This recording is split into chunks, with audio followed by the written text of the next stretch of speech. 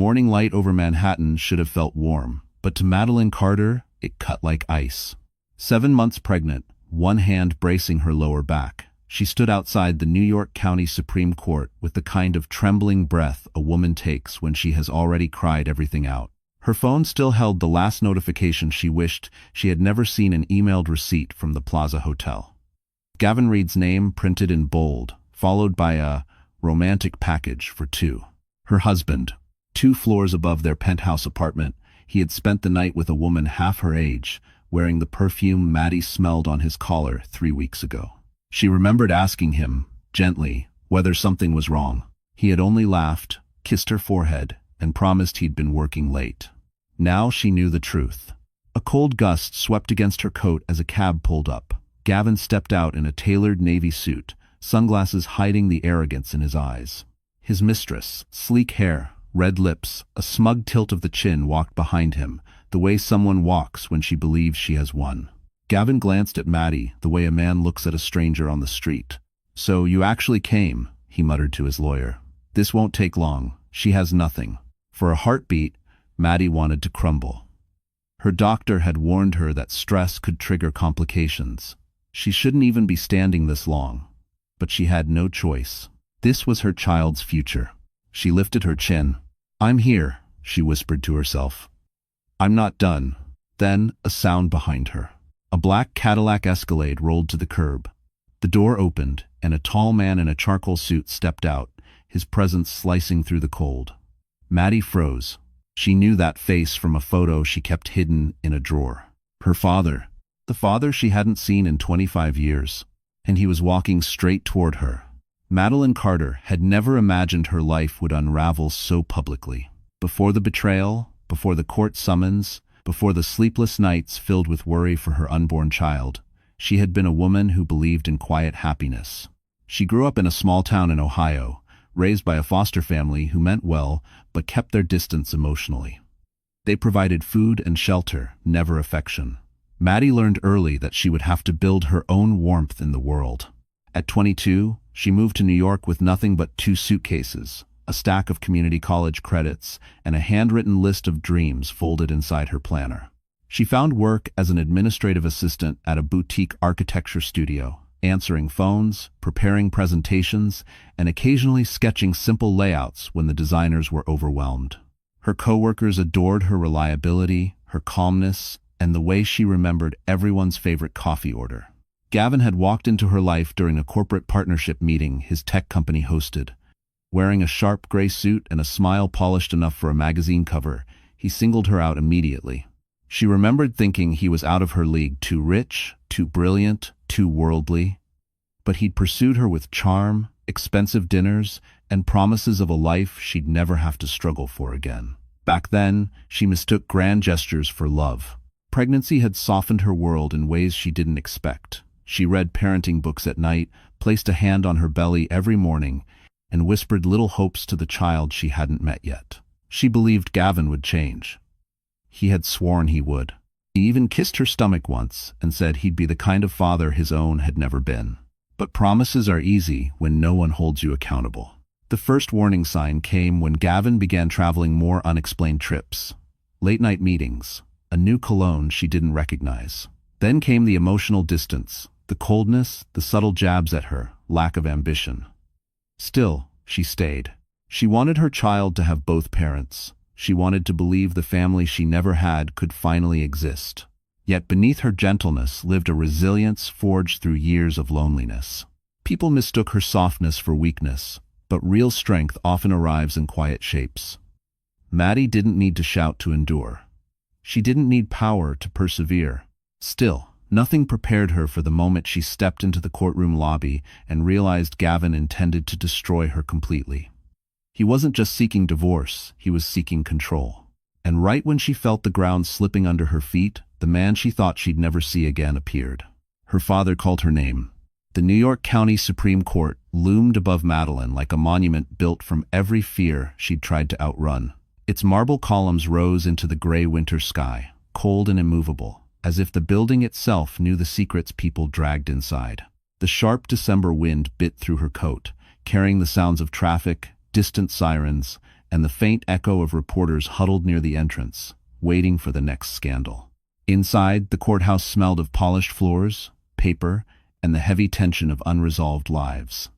Lawyers moved briskly through the corridors, their footsteps tapping like metronomes of judgment. Maddie felt small beside them, 7 months pregnant, anxious, clutching her medical folder so tightly her knuckles turned white. Every fluorescent light seemed too bright, every bench too hard, every breath too tight in her chest. This place wasn't built for kindness. It was built for proof, for leverage, for who had the most money or the most power. And Gavin Reed had both. At least, she thought he did. She sat on a wooden bench outside courtroom 3B, watching Gavin from a distance as he laughed with his attorney, his mistress, perched beside him like a smug accessory. They looked perfectly coordinated, his navy suit, her red dress, their matching arrogance. Maddie's stomach tightened, not from the baby's kick this time, but from the reminder that she had once loved the man now trying to erase her. Gavin's voice traveled down the hallway. "She'll fold. She always folds." Maddie lowered her head. The humiliation stung, but something else simmered beneath it, a slow-burning resolve she didn't recognize at first. Maybe it had always been there, hidden underneath years of silence and compromise. The courtroom door opened briefly, revealing rows of seats, a towering judge's bench, and the state seal glinting under the lights. It felt like stepping into a stage where everyone already knew their lines except her. A contraction of anxiety tightened her stomach. Her doctor had warned her about stress, warned her that these moments could trigger complications. She inhaled slowly, grounding herself. She wasn't here to fight for pride. She was here for her child. The doors closed again, and the hallway fell quiet. Maddie pressed a hand to her belly. "It's okay," she whispered. "Mama's still here." But just as she began to steady herself, the atmosphere shifted. Conversations faltered. Footsteps slowed. Even Gavin turned, his confident smirk flickering. Someone powerful had entered the building, a presence that made the air thicken, and that presence was coming straight toward her. Gavin Reed had always mastered the art of pretending. Even now, inside the courthouse lobby, he performed confidence the way other men wore designer suits, effortlessly, arrogantly, carelessly. His posture was relaxed, his hands tucked into the pockets of his tailored coat, but his eyes gleamed with the cold sharpness of a man who believed he'd already won. To the world, Gavin was the picture of success, a tech founder whose AI startup had landed on the cover of Forbes, a man photographed beside senators, investors, and celebrities. People whispered his name with admiration, envy, or fear. But Maddie had lived with the truth, the version of Gavin no headline captured. The one who carried charm like a weapon, who turned insecurity into cruelty, who wore lies like cologne. His mistress, Brielle, clung to his arm with a smile that was far too satisfied. She was young, ambitious, polished in the way people become when they believe proximity to power makes them untouchable. Maddie wondered if Brielle realized Gavin had once held her the same way back when he needed her gentle steadiness, before he decided her softness made her disposable. Gavin caught Maddie looking. "Don't stare," he said loudly enough for others to hear. "It's embarrassing." His attorney chuckled. Brielle made a small, pitying sound. Maddie held her breath, reminding herself not to react. Stress tightened across her ribs, and she steadied a hand on the bench. Gavin's voice turned low, patronizing. "You should have just signed the agreement. We could have avoided all this. Spectacle." Spectacle. That word echoed inside her like an insult carved in stone. He wasn't just ending their marriage. He wanted to erase her completely. Gavin leaned closer, smirking. "You have no money, no family, no influence. You really think a judge will take the side of a pregnant woman who can't even support herself?" For a split second, Maddie almost folded. Almost. But then she remembered the nights she cried alone, the doctor's warnings, the ultrasound photos she held to her chest every time she felt her world collapsing. Her child deserved more than fear. "I'm not alone," she whispered. Gavin frowned. "What?" Before she could respond, the lobby lights shifted.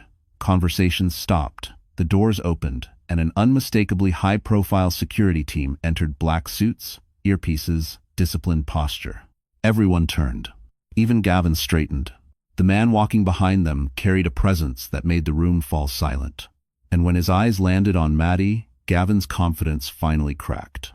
For months, Madeline had carried her pain quietly behind closed doors, behind smiles, behind the hope that Gavin might become the man she once believed he was. But humiliation, she discovered, has a way of spilling into the open, no matter how tightly one tries to contain it. The moment the courtroom doors opened, reporters swarmed like vultures scenting blood. The flash of cameras illuminated every insecurity she carried. Her swollen ankles, her too pale face, the way she instinctively held her belly as if shielding her unborn child from the cruelty of the world. She had never been part of a public scandal. Gavin, however, thrived in it. He stepped forward with the smoothness of a practiced performer.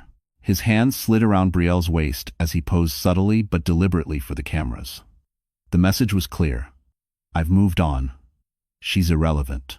Brielle even angled her body to show off the diamond necklace Gavin had gifted her, one Maddie recognized from a catalog she once circled, hoping he'd remember her birthday. A reporter called out, "Mr. Reed, is it true you're seeking sole custody?" Another shouted, "Is it accurate that Mrs. Carter is financially unstable?"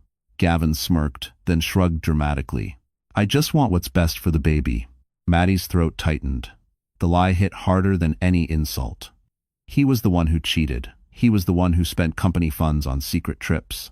He was the one who abandoned her emotionally long before he abandoned her physically. But the cameras didn't know that. The world didn't know that. And Gavin intended to paint her as unfit before she ever stepped into the courtroom. He leaned toward her then, close enough that only she could hear his words. "Look at you," he whispered coldly, shaking, stressed. "That baby could come early at this rate. If you lose control in front of the judge, that's on you." She staggered back, one hand gripping the wall to steady herself. The edges of her vision pulsed with light. Stress, her doctor's warning, echoed loudly. Her baby kicked hard, as if sensing her fear. Brielle laughed softly.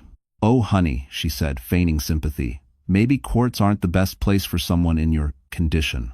Her cheeks burned, her pulse raced. This was exactly what Gavin wanted to break her before the hearing even began.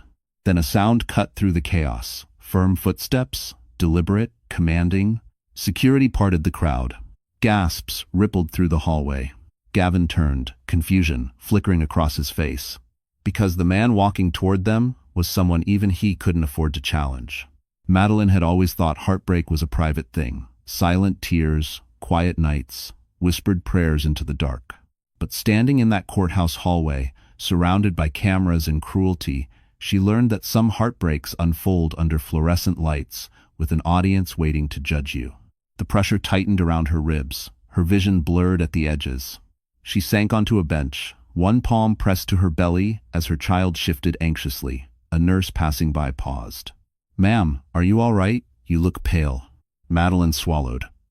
"I just need a minute." But it wasn't just a minute she needed. It was safety. It was steady ground. It was the chance to breathe without feeling like the world was collapsing on top of her. Gavin noticed her struggling and smirked.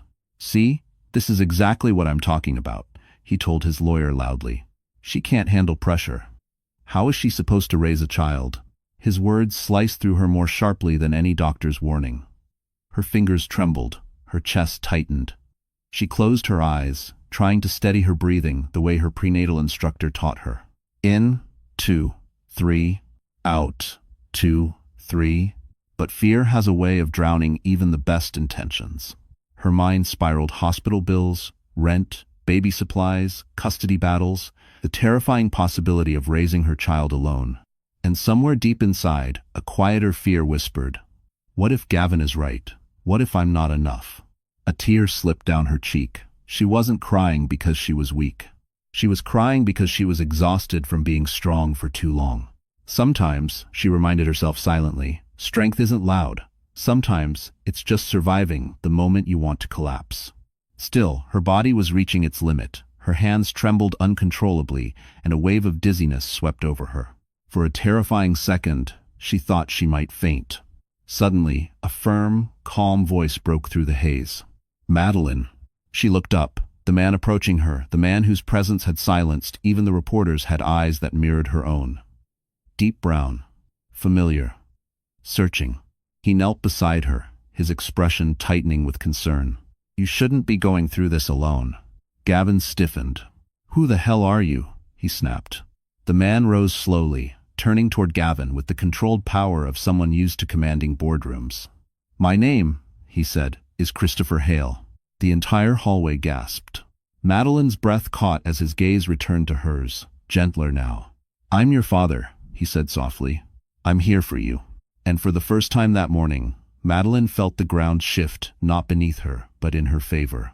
For a moment, the hallway seemed to stop breathing. Even the buzzing fluorescent lights fell silent as Christopher Hale stood tall, his presence filling every inch of the narrow corridor. Maddie blinked, unable to reconcile the man in front of her with the ghost she had imagined her entire life. She had spent years believing her father had abandoned her, that she was a forgotten chapter in someone else's story. Now this man, this powerful, composed, intimidating CEO, was looking at her as if he had finally found something he'd been searching for. Gavin, however, recovered quickly. His insecurity always hid behind arrogance. You're her father? He scoffed. Impossible. She said she didn't have family. Christopher's gaze sharpened. She didn't have family, he replied coolly, because I failed her. That will not happen again. The firmness in his tone sent a ripple of unease through the crowd. Madeline's voice trembled. Why now, after all these years? He exhaled slowly, guilt flickering across his features. I've searched for you since the day I learned the truth. Your mother left without telling me she was pregnant. By the time I found her, she had passed. Maddie pressed a hand to her chest. She had never expected to hear her past spoken out loud in the middle of a courthouse hallway, but there it was raw and painful, yet strangely grounding. Gavin stepped forward, chest puffed. This doesn't change anything. You think walking in here like some corporate hero is going to impress a judge? She's unstable. She's overwhelmed. She can barely stand. Christopher moved smoothly between Gavin and Maddie, his protective instinct unmistakable. What I see, he said, is a woman who has carried everything alone. And what a judge will see is a mother who has been emotionally abused and financially cornered by a man who cannot control his ego. Murmurs spread instantly. Gavin flushed red. You don't know anything about us. Oh, Christopher replied calmly. I know more than you think. He lifted a document folder, thick, heavy, filled with tabs. Maddie's heart stumbled. What is that? Christopher rested a hand on her shoulder. Evidence, he said quietly. Months of it. Gavin's affairs, his financial misconduct, his misuse of corporate funds. Everything you were too loyal or too scared to uncover. The color drained from Gavin's face. Madeline felt the air shift again, but this time toward her. Why would you do this for me? She whispered. Christopher's voice softened in a way that shook her deeply. Because I failed you once, I won't fail you again. Then he turned toward the courtroom doors, signaling his security team. Come, Madeline, he said. Let's show him what real family looks like. And as the doors swung open, Gavin realized for the first time he might actually lose. For a moment, the hallway seemed to stop breathing. Even the buzzing fluorescent lights fell silent as Christopher Hale stood tall, his presence filling every inch of the narrow corridor. Maddie blinked, unable to reconcile the man in front of her with the ghost she had imagined her entire life. She had spent years believing her father had abandoned her, that she was a forgotten chapter in someone else's story. Now this man, this powerful, composed, intimidating CEO, was looking at her as if he had finally found something he'd been searching for. Gavin, however, recovered quickly, his insecurity always hid behind arrogance. You're her father? He scoffed. Impossible. She said she didn't have family. Christopher's gaze sharpened. She didn't have family, he replied coolly, because I failed her. That will not happen again. The firmness in his tone sent a ripple of unease through the crowd. Madeline's voice trembled. Why now, after all these years? He exhaled slowly, guilt flickering across his features. I've searched for you since the day I learned the truth. Your mother left without telling me she was pregnant. By the time I found her, she had passed. Maddie pressed a hand to her chest. She had never expected to hear her past spoken out loud in the middle of a courthouse hallway, but there it was raw and painful, yet strangely grounding. Gavin stepped forward, chest puffed. This doesn't change anything. You think walking in here like some corporate hero is going to impress a judge? She's unstable. She's overwhelmed. She can barely stand. Christopher moved smoothly between Gavin and Maddie, his protective instinct unmistakable.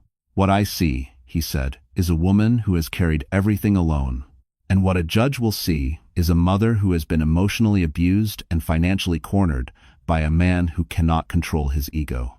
Murmurs spread instantly. Gavin flushed red. "You don't know anything about us." "Oh," Christopher replied calmly, "I know more than you think." He lifted a document folder, thick, heavy, filled with tabs. Maddie's heart stumbled. "What is that?" Christopher rested a hand on her shoulder. "Evidence," he said quietly. "Months of it. Gavin's affairs, his financial misconduct, his misuse of corporate funds. Everything you were too loyal or too scared to uncover." The color drained from Gavin's face. Madeline felt the air shift again, but this time toward her. "Why would you do this for me?" she whispered. Christopher's voice softened in a way that shook her deeply. "Because I failed you once. I won't fail you again." Then he turned toward the courtroom doors, signaling his security team. "Come, Madeline," he said. "Let's show him what real family looks like." And as the doors swung open, Gavin realized for the first time he might actually lose. The courtroom door closed behind Madeline, swallowing her in a world of polished wood, stern faces, and air thick with judgment. For a woman already stretched thin emotionally, physically, each step toward the plaintiff's table felt like wading through cement. Her legs trembled, her breath shortened, and a dull pressure tightened across her lower stomach. She tried to hide it, to mask the fear rising through her chest, but her body betrayed her exhaustion. Christopher took the seat beside her, his presence calm and grounding. Yet even with him near, she felt the weight of every year she had faced alone. Trauma had a memory, and today it was louder than ever. Across the aisle sat Gavin, lounging back like a man waiting for room service. Brielle whispered something in his ear, and he laughed loud, on purpose, meant for Maddie. His attorney shuffled papers dramatically, as if preparing the performance of a lifetime. "Just breathe," Christopher murmured. Madeline nodded, but her pulse kept racing. She wasn't afraid of losing Gavin, she was afraid of losing her child because of him. The stress, the humiliation, the uncertainty. Her doctor's warnings rang louder than the judge's gavel. Her hands shook so violently she had to grip the table to steady them. Gavin's lawyer rose first, painting Maddie as fragile, financially incapable, emotionally unstable. He spoke as if she were not 5 feet away, as if she were an object, an inconvenience. Something inside her cracked, not from his words, from the realization that she had allowed him to treat her like this for far too long. Sometimes, she reminded herself inwardly, the lowest moment isn't your destruction, it's your awakening. But awakening didn't erase fear. A sharp cramp hit her. She inhaled sharply, one hand flying to her belly. Christopher instantly leaned in. "Maddie? What's wrong?" "I'm fine," she lied, though a second wave of pain pulsed through her, fiercer this time. The judge paused. "Mrs. Carter, are you unwell?" Gavin smirked. Her emotions get the best of her. They always do. Madeline's vision blurred. The lights felt too bright, sounds too loud. She blinked hard, trying to focus on the seal above the judge's bench. "Not now. Please, not now." Her heartbeat thudded in her ears. Her skin turned clammy. A third cramp radiated downward, sharp and deep, unlike anything she had felt before. Christopher stood, panic breaking through his businesslike mask. "Your Honor, something is wrong." The room erupted into whispers. Gavin looked annoyed. Brielle looked bored. But the judge leaned forward, eyes narrowing. "Mrs. Carter, do you need medical attention?" Madeline opened her mouth, and then her knees buckled. The courtroom gasped as Madeline began to collapse. Madeline didn't remember the exact moment her knees hit the floor. One second she was gripping the table, and the next, the world tilted sideways. Voices blurred together, gasps. A judge calling for order, chairs scraping across the hardwood floor. Strong arms caught her before she fell completely. Christopher's voice trembled, barely controlled. "Maddie, sweetheart, stay with me, look at me." End quote. Her vision sharpened, just enough to see Gavin roll his eyes. "For God's sake," he muttered, "is she seriously pulling this now?" That sentence alone shattered whatever remained of the illusion that he had ever loved her. A paramedic rushed in, followed by 2 security officers guiding people back. Maddie tried to speak, to assure them she only needed a moment, but another wave of pain ripped through her abdomen. Her breath hitched, sharp and shallow. "Ma'am, you need to relax," one paramedic said gently. "Stress can trigger premature labor." Premature labor. The words hit harder than the pain. Christopher knelt beside her, gripping her hand. "We're getting you to a hospital, right now." "No." Maddie shook her head weakly. "The hearing, he'll take the baby if I walk out." The fear in her voice cracked something deep inside him. "You focus on breathing. I'll handle him." Gavin scoffed. "Handle me? You show up one day and think you're relevant?" Christopher rose slowly, dangerously slowly. "Relevant?" he repeated. "Let me make this very clear." He pulled a thick white envelope from his briefcase and placed it on the judge's bench. "These," he announced, "are court-sealed documents confirming I have filed an emergency petition for guardianship support on Madeline's behalf. And," he added, voice like steel, "I am prepared to assume full financial responsibility for her and her child." Gasps echoed through the room. Gavin paled. "You what?" The judge flipped through the papers, brows lifting. "This changes things significantly, Mr. Reed," Christopher continued, unflinching. "It also includes evidence showing Gavin Reed knowingly placed Madeline under extreme emotional distress during a high-risk pregnancy, which, Your Honor, constitutes grounds for immediate custody reconsideration." Gavin's bravado cracked. "This is ridiculous." But Brielle sprang to her feet. "Actually," she said suddenly, voice trembling, "there's more." Everyone froze. Maddie blinked, trying to understand. Brielle looked between Gavin, the judge, and the entire courtroom. "I didn't know how bad it was," she whispered. "But Gavin, he told me, if Madeline didn't cooperate, he would force her into a psychiatric evaluation to make her lose custody." The room erupted. Even the judge's gavel couldn't silence the shock. Christopher turned to Maddie, fury in his eyes but protective, not at her. "Maddie," he said low, urgent, "we're leaving. You're not staying here one more minute." He helped her onto the stretcher, guiding her out of the courtroom as Gavin shouted behind them. But before the doors closed, the judge stood sharply, calling Gavin Reed's name with a tone that promised consequences he could no longer escape. The ride to the hospital felt like drifting between two worlds, one where fear clawed at Madeline's chest, and another where something fierce and long buried began to rise inside her. The sirens wailed softly above her, the lights flickering against the ambulance ceiling like fragments of a life she was fighting to protect. Christopher sat beside her, his hand steady on her arm. "You're safe," he said softly. "I'm here now. You're not facing this alone anymore." She swallowed hard. The words struck something deep, something hollow that had existed for years. She had grown used to surviving without anyone. She had learned to stitch her own wounds, hold her own world together, whisper strength into her own bones. Having someone step in now, especially him, felt foreign and fragile. "Is the baby okay?" she whispered. The paramedic smiled reassuringly. "Heartbeat is strong, but you need rest and zero stress. Today pushed your body too far." Too far. That was the story of her marriage. At the hospital, after stabilizing her vitals and administering fluids, the doctor finally left them alone. The quiet settled around her like a blanket, warm but uncertain.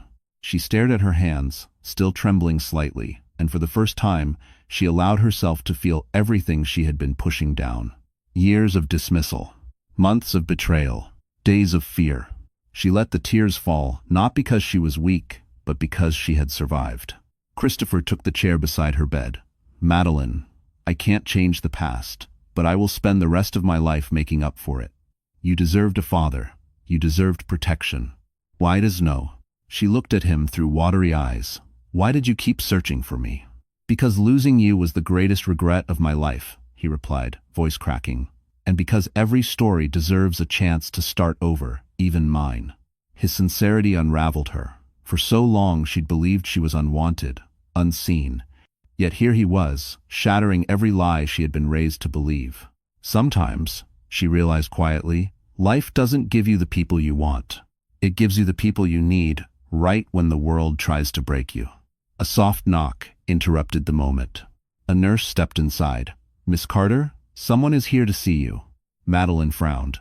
"Christopher's the only one But the nurse shook her head. "No, this isn't a family member. It's someone else." Christopher stiffened. "Who is it?" The nurse hesitated. He says he knows what Gavin did because he used to work for him. Madeline's pulse quickened, and when the door opened, the man who stepped inside carried a truth that would flip the entire custody case upside down. The man who entered the hospital room did not carry the swagger of someone seeking attention. He moved quietly, almost apologetically, his eyes lowered until they reached Madeline's. Then he straightened his posture respectfully, cautiously, like someone approaching a wounded lioness who could still tear him apart. "Miss Carter," he said, voice low, "my name is Aaron Blake. I used to be Gavin's project manager."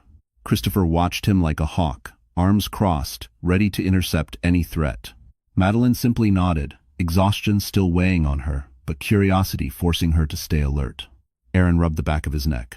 "I know coming here may seem strange, but I couldn't sit back anymore, not after what I saw today." "What exactly did you see?" Christopher asked, his tone controlled but edged with warning. Aaron swallowed. "I saw a man trying to destroy a woman who doesn't deserve it. And I saw the same tactics he used inside the company to manipulate, to control, to silence people who questioned him." Madeline's stomach tightened. Silence them how? Aaron hesitated, then met her eyes.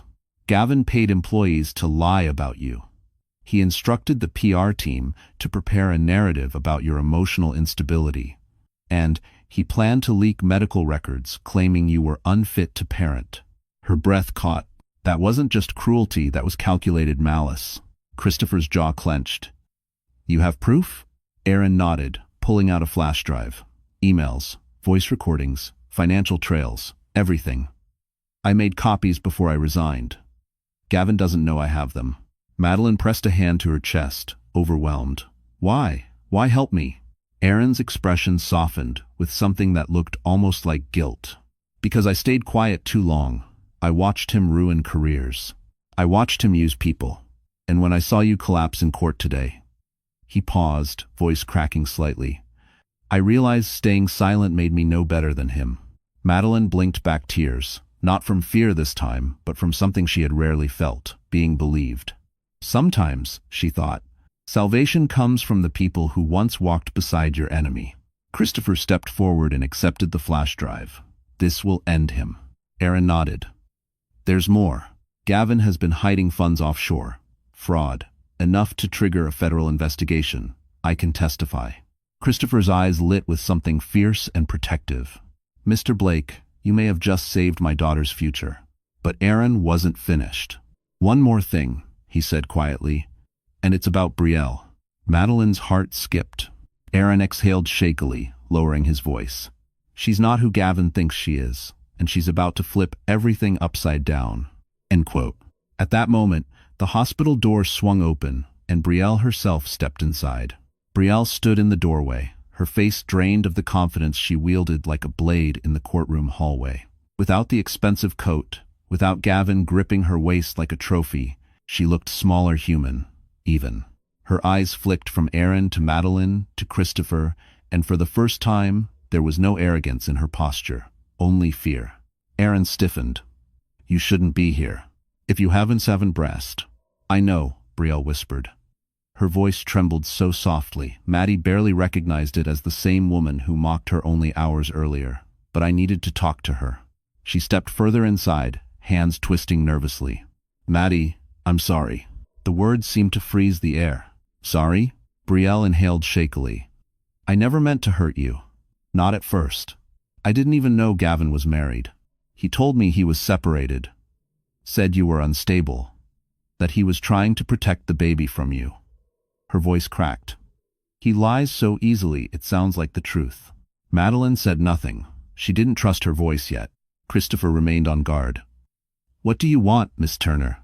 "That's just it," Brielle croaked. "My real name isn't Brielle Turner."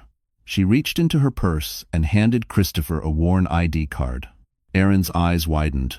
"You're undercover," she finished. "With the Financial Crimes Bureau." A silence so sharp it felt like glass filled the room. Madeline blinked in disbelief. You're an agent?" Brielle nodded. "Gavin has been under investigation for nearly a year. Fraud, embezzlement, offshore, laundering, you name it. I was assigned to get close to him, but I didn't know about you. Not until it was too late." She swallowed hard. And once I realized who he really was, and what he was planning to do to you, I couldn't stay quiet. It doesn't minus. Aaron let out a stunned breath. So everything, him showing you off, the jewelry, the trips, evidence, Brielle whispered. All collected, all documented. And now that he's panicking, he's becoming sloppy, dangerous. She turned to Madeline, eyes brimming. He said he would destroy you if you tried to fight him. He said he would take your baby out of spite. Madeline felt her breath catch. The pain, the fear, the betrayal, it all twisted into something sharper, stronger. But he can't, Brielle added quickly. Not anymore, not after what happened today. My supervisors know everything. The judge will be notified. Madeline stared at her, stunned. Sometimes, life delivers justice from the most unexpected hands. Christopher's voice dropped into a cold, lethal calm. Where is Gavin now? Brielle hesitated, then stepped closer. He's not at the courthouse, she whispered. He's doing something worse. The room fell silent. He's coming here. If you toppin. For a long moment, no one in the room moved. Even the beeping monitor beside Madeline's bed seemed to pause, as if absorbing Brielle's warning. Gavin is coming here. The man who had mocked her, manipulated her, and pushed her to the brink was now on his way to the one place she should have been safest. Christopher was the first to react. Security, he barked to the guard waiting outside the door. Lock down this floor immediately. Thanks for watching. The guard nodded and moved swiftly, speaking into his radio. Brielle stepped back, wringing her hands as guilt shadowed her face. I'm sorry, she said quietly. When he stormed out of the courthouse, he said, he wasn't done with you. He's spiraling, and men like him are dangerous when they lose control. Madeline's heart hammered against her ribs. He can't come near me, she whispered. Not now, not with the baby. Christopher crouched beside her bed, taking her shaking hand. He won't touch you, not while I'm breathing. But fear had a memory, and Gavin had taught it well. The months of gaslighting, the pressure, the belittling, it all rose inside her like a shadow trying to swallow her whole. Aaron stepped forward. He's not thinking logically anymore. He knows the investigation is closing in. If he loses you, the company, and his image all in one day, he'll snap. Brielle nodded grimly. He already has. Hasnober. Madeline felt tears sting her eyes, not of weakness, but of exhaustion. She was tired of being hunted by a man who claimed to love her. Tired of being afraid of someone she once trusted with her whole life. And yet, somewhere beneath the fear, something steadier flickered. He won't win, she whispered. Not this time. Christopher's eyes softened. That's my girl. Suddenly, the overhead speaker crackled. Code Amber. Unauthorized individual on the maternity floor. Security in pursuit. I'm for one. Everyone froze. Madeline's breath caught. He's here. Brielle's face went white. We need to move her now. The nurse rushed in with a wheelchair. Miss Carter, we're evacuating you to a secure wing. Christopher helped lift Madeline gently, but even through her fear, the pain in her abdomen sharpened again. She winced, gripping the armrest. You okay? He asked urgently. Yes, she lied. But she wasn't. Stress was triggering contractions again. The hallway outside erupted in shouting. Boots pounded against tile. A loud crash echoed down the corridor, something heavy hitting the floor. Aaron peeked through the small window in the door and paled. He's fighting security. He's actually fighting them. Madeline's pulse raced. A cold chill ran through the room as the shouting grew closer. Then, a hand slammed against the other side of the door, and Gavin Reed's furious voice roared. Open this door. She's my wife. End quote. The pounding on the hospital room door rattled the metal frame, each strike growing more violent, more desperate. Madeline clutched the armrests of her wheelchair, breath trembling as adrenaline and fear battled inside her. She had always known Gavin had a temper, but this was no longer the charming tech founder who dazzled investors. This was a man watching his empire crumble, clawing at whatever he could still control. And in his mind, that was her. Open the damn door. Gavin roared again, slamming his fist hard enough to make Brielle flinch. Christopher positioned himself between the door and his daughter. Shoulders squared, jaw clenched. He looked every bit the CEO who'd negotiated billion-dollar deals, but this time, his purpose was far more personal. You're not getting near her, he growled. Aaron moved quickly, dragging a cabinet in front of the handle as makeshift reinforcement. "Security's coming. Just hold him off." "Thanks for watching." From the hallway came another crash, something glass breaking, and then a guttural shout from Gavin. He was no longer speaking in sentences, he was unraveling. Madeline felt a contraction tighten across her stomach, sharp enough to force a soft cry from her lips. Christopher spun toward her. "Maddie? I'm okay," she whispered, even though she wasn't. The pain was pulsing now, steady, insistent, too familiar to ignore. The stress was pushing her body toward early labor. Brielle leaned close. "We need to get her out of here. There's a service elevator, 2 hallways down, if we time it right." But she didn't get to finish. The door handle twisted violently. Madeline's breath halted. The metal groaned as Gavin used his full strength. "She is my wife," he screamed. "You think you can take her from me? You think you can take everything?" "Step away from the door," a security officer shouted from down the hall. Gavin didn't listen. He rammed his shoulder into the door, once, twice each strike, sending vibrations through the room. The cabinet shifted. Madeline gasped. Christopher grabbed the back of the wheelchair. "We're moving now." Aaron yanked open the side exit door, leading to a staff corridor. "Go, I'll hold this side." Brielle pushed the wheelchair while Christopher guided from behind. The hallway lights flickered overhead as alarms blared, echoing off tile floors. Behind them came another roar, rage-filled, unhinged, terrifying. "He's coming," Brielle hissed. Madeline gripped her belly, tears pricking her eyes not from fear, but from pain. The contractions were closer now. Too close. They turned a corner. And froze. Gavin stood at the other end of the hallway, breathing hard, eyes wild, blood on his knuckles. He took one step forward. "If I can't have her," he said, voice low and trembling, "no one will. It's not now's experience." Then a why. For a moment, the hallway held its breath. Gavin Reed, once the polished billionaire, the untouchable tech darling, now looked like a cornered animal. Sweat slicked his temples. His pupils were blown wide, his breath uneven, each inhale a furious gasp. Whatever ego he once wore like armor had cracked into something darker, feral. Madeline felt her heart squeeze painfully against her ribs. The contractions were coming faster, rhythmic, forceful, undeniable, but she forced herself to stay upright in the wheelchair. She wouldn't let him see her break. Christopher stepped forward, shielding her with his body. "You take one step closer," he warned, "and you will regret it."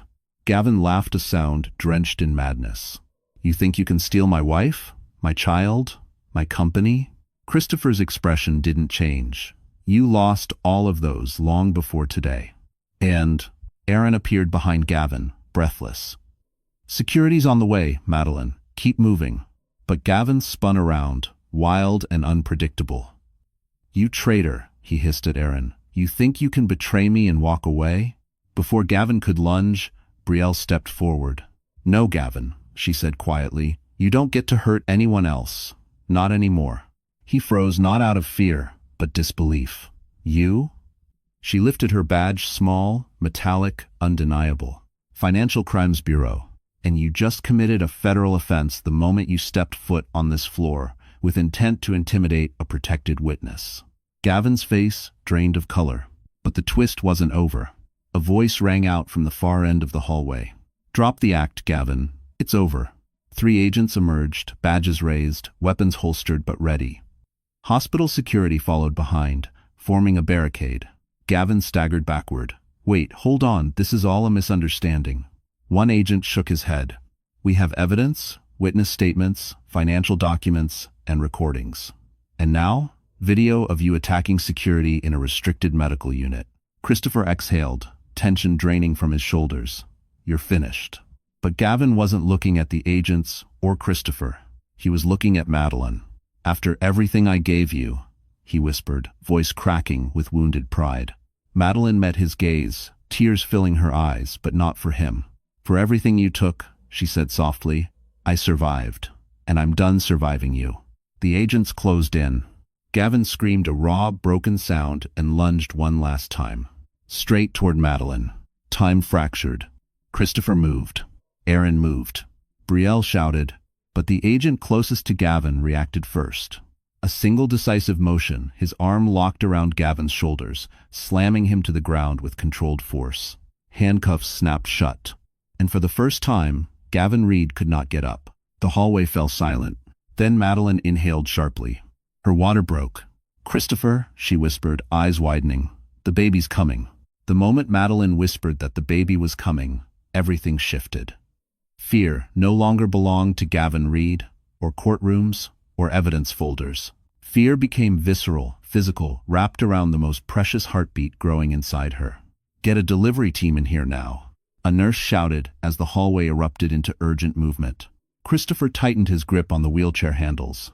"I've got you, sweetheart. Just breathe." But breathing was suddenly the hardest thing in the world.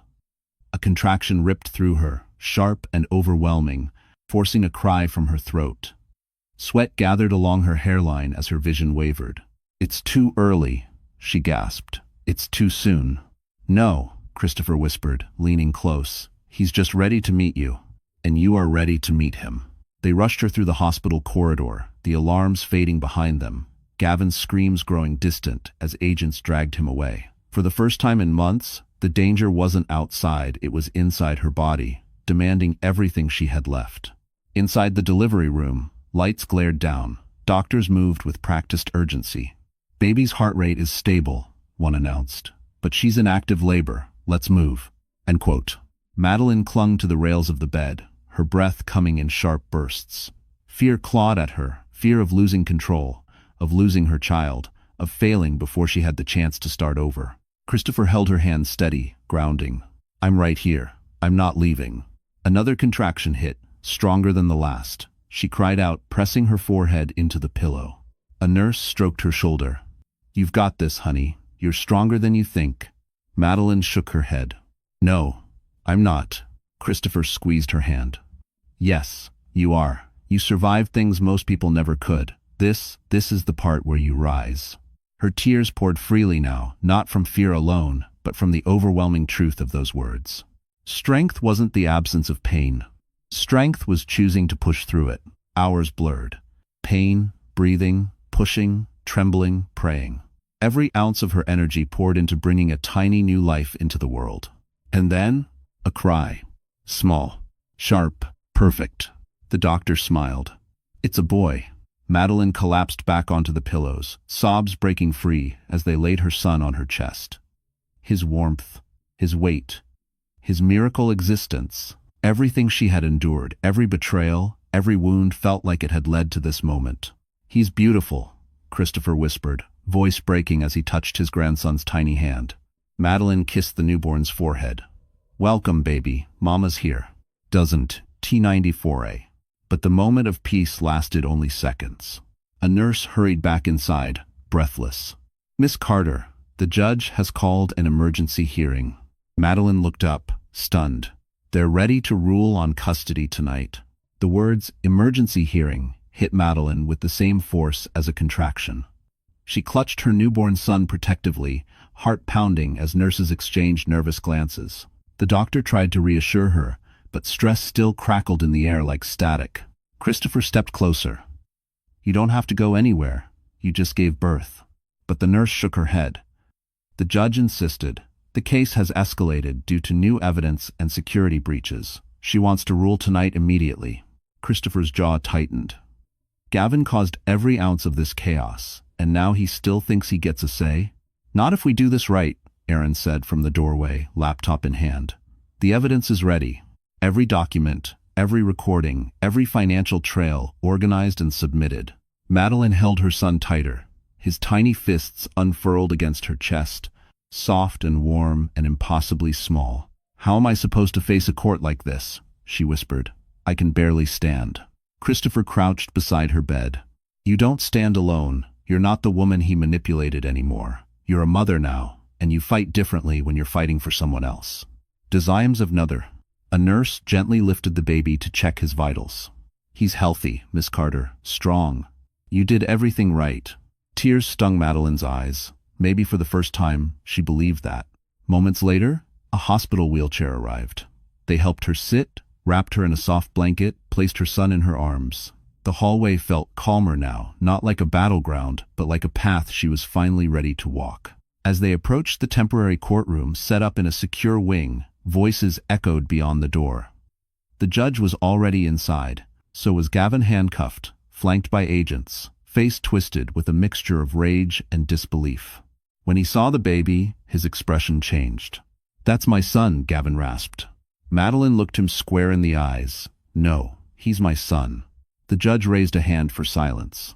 "Mrs. Carter, thank you for making yourself available. I know tonight has been extraordinary." She gestured to the stack of evidence. "We have a great deal to review, and a decision must be made." Madeline's pulse raced. She held her baby closer, his heartbeat steady against hers. Christopher placed a hand on her shoulder. Aaron set down his laptop. Brielle stood ready to testify. Gavin's leg bounced wildly under the table. This was it, the moment everything would be decided. The judge opened the case file, flipped to the final page, and lifted her gaze. After careful review, she declared, "This court hereby grants." The room stilled. Everyone held their breath. Permanent sole custody to Madeline Carter. The words "sole custody to Madeline Carter" echoed like a gavel, striking the very foundation of Gavin Reed's world. For a moment, he didn't breathe. He didn't blink. His expression flickered between disbelief, rage, and a kind of wounded pride that made the agents shift uneasily beside him. "You can't do this," Gavin whispered, voice cracking. "He's my son." The judge met his gaze without flinching. "Mr. Reed, you endangered Miss Carter's health, attempted to manipulate her medical records, engaged in financial fraud, and violated security protocols. Custody is not a reward, it is a responsibility. One you have repeatedly proven you cannot handle." Christopher rested a hand on Madeline's shoulder, grounding her. Her newborn's tiny heartbeat pulsed against her chest, warm and steady, more powerful than any ruling. Aaron stepped forward, clearing his throat. "For the record, Your Honor, all digital evidence has been verified. The flash drive contains replicated files from Gavin Reed's private server. I am prepared to testify." "And I," Brielle added, badge glinting under fluorescent lights, "am submitting full documentation from the Financial Crimes Bureau. Mr. Reed's indictment is ready." "Thanks, Foresh." Gavin's face crumpled. "You set me up," he spat at Brielle. "No," she replied calmly. "You set yourself up. I simply recorded it." The judge signaled to the agents. "Take him." Suddenly, Gavin lunged not toward Madeline, but toward the judge's bench, as if he could tear the ruling from her hands. Agents intercepted him instantly, pinning him to the floor. The desperation in his scream rattled the metal legs of the tables. "This isn't over," he shouted. "You think you won? You think—" But his voice died when his eyes met Madeline's. Because for the first time in their entire relationship, she wasn't afraid of him. She wasn't shrinking. She wasn't trembling. She wasn't begging. She was holding their son, hers alone, now wrapped in a soft blanket of peace he could never touch again. And that broke him more deeply than any handcuffs. As the agents dragged him upright, the judge continued reading charges: fraud, obstruction, harassment, endangerment, each word a nail in the coffin of his former power. Madeline watched with a strange blend of relief and sorrow. Not for the man he was, but for the man she once wished he could be. Sometimes losing someone, she thought quietly, is the only way to save yourself. When Gavin vanished behind the double doors, the room finally exhaled. Christopher hugged his daughter gently, careful not to disturb the sleeping newborn. But before Madeline could fully absorb her victory, the judge addressed her once more. "Mrs. Carter, there is still one more matter you must hear tonight." Madeline looked up, heart skipping. "It concerns your future and your inheritance." Madeline tightened her hold around her newborn, heart fluttering as the judge spoke. "Your inheritance," the judge repeated, tapping the final page of the case file. "There is a petition submitted by Mr. Christopher Hale regarding Miss Carter's legal status." Christopher took a small step forward, voice steady but emotional. "I filed to legally recognize Madeline as my daughter, and to transfer her rightful share of the Hale Foundation and Hale Systems equity assets that were always meant for her." For a moment, Madeline forgot how to breathe. Inheritance? Recognition? A place she belonged? "I don't understand," she whispered. Christopher's voice softened. "I spent 25 years searching for you. When I finally found the truth about your mother's disappearance, and that she passed before telling me about you, it destroyed me. I thought I had lost everything." His gaze shifted to the tiny boy sleeping in her arms. "But today, I realized I have been given a second chance. 2 of them, actually." A tear slipped down Madeline's cheek.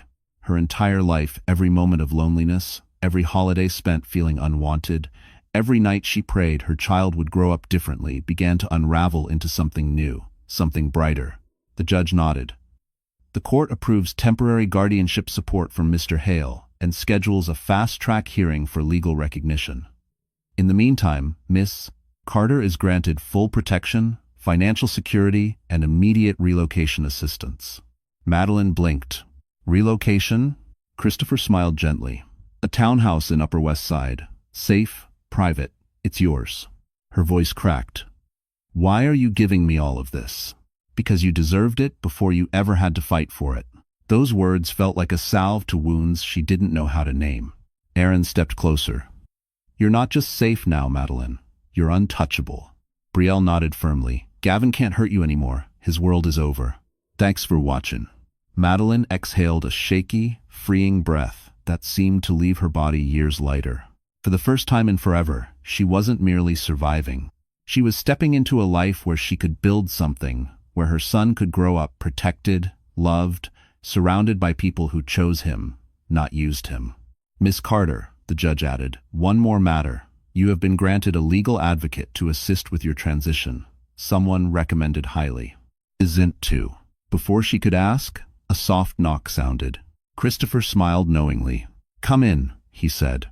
The door opened, and a tall man in a crisp black suit entered, with warm eyes and a gentle confidence. Madeline's breath caught. Because she recognized him, it was Evan Turner, the Hale Systems executive who once looked at her like she wasn't broken at all.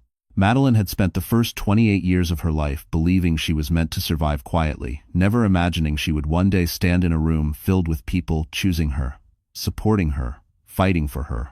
Yet here she was, holding her newborn son while Evan Turner stepped closer with a soft smile that somehow reached his eyes before it reached his lips. Miss Carter, he greeted gently, I'll be your legal and transition advocate, but you can just call me Evan. I was. His voice was steady, warm, nothing like the sharp tones she had grown used to hearing from Gavin. Evan was steady in a way that made the ground beneath her feel less fragile. Madeline shifted her baby in her arms. Why did you accept the case?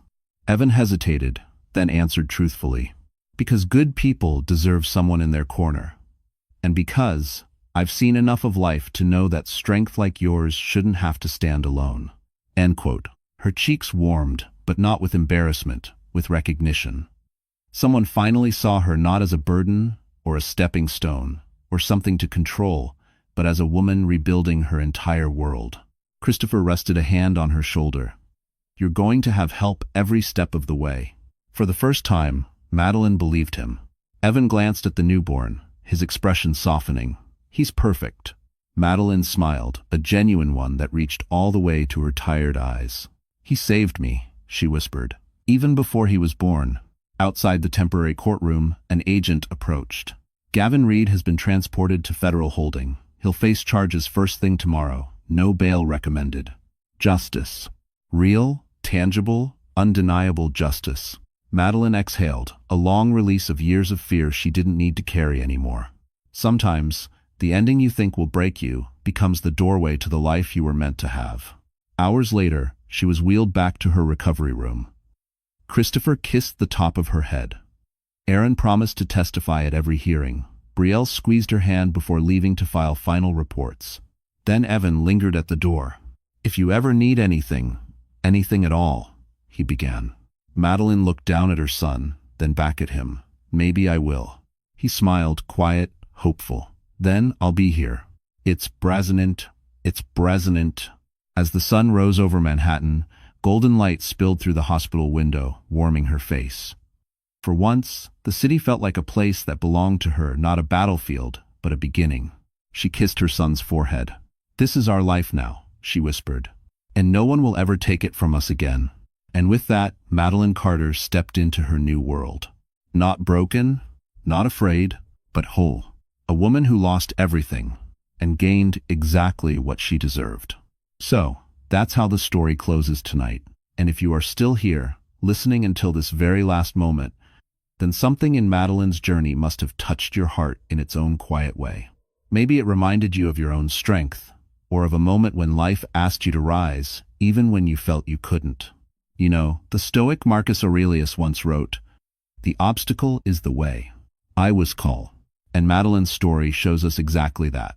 Sometimes the heartbreak, the betrayal, the storm, those aren't the things that break us. They are the things that shape us into who we were meant to become.